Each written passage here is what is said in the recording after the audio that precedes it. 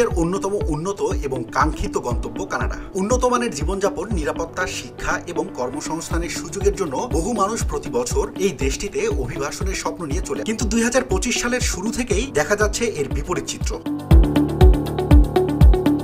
Canada থেকে মানুষের দেশ ত্যাগের হার আশঙ্কাজনকভাবে বেড়ে গেছে। কানাডা সরকারি পরিসংখ্যান সংস্থা স্ট্যাটিস্টিক্স কানাডা জানিয়েছে 2025 সালের জানুয়ারি থেকে মার্চের মধ্যে 27,086 জন কানাডীয় নাগরিক এবং স্থায়ী বাসিন্দা দেশ ছেড়েছেন। এটি 2017 সালের পর সর্বোচ্চ সংখ্যক দেশ ত্যাগের ঘটনা, যা 2024 সালের একই সময়ের তুলনায় 3% বেশি।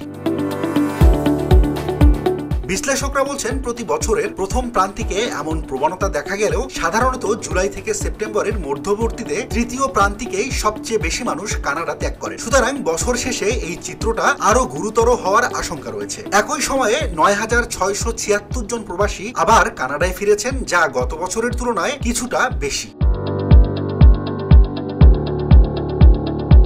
অস্থায়ী বাসিন্দা, বিশেষ করে আন্তর্জাতিক শিক্ষার্থী ও ওয়ার্ক পারমিটধারীদের মধ্যেও দেশ ত্যাগের বিপুল হার রয়েছে। 2025 সালের প্রথম 3 মাসে 2,09,400 জন অস্থায়ী বাসিন্দা কানাডা ছেড়েছেন, যা আগের বছরের তুলনায় 54% বেশি। বিশেষজ্ঞদের মতে এই বিস্ময়কর ঊর্ধ্বগতি আগামী দিনের এক গভীর সংকটের ইঙ্গিত। চলতি বছরের মে মাসে কানাডার নতুন প্রধানমন্ত্রী মার্ক কার্নি অস্থায়ী শ্রমিক ও আন্তর্জাতিক শিক্ষার্থীদের সংখ্যা সীমিত করার পরিকল্পনা ঘোষণা করার পর এই পরিস্থিতি আরো খারাপ হচ্ছে বলে অনেকেই মনে করছেন।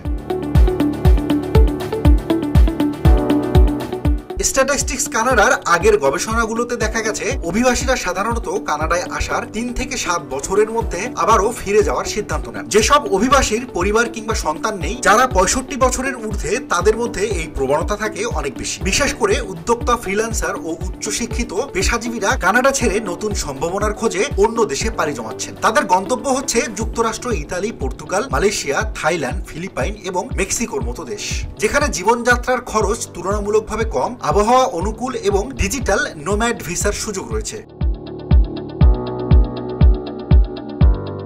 বিশেষজ্ঞরা বলছেন, এই দেশ ত্যাগের ঢেউ ভবিষ্যতে কানাডার শ্রম বাজার, শিক্ষা খাত এবং সামগ্রিক অর্থনীতির উপর দীর্ঘমেয়াদে নেতিবাচক প্রভাব ফেলতে পারে।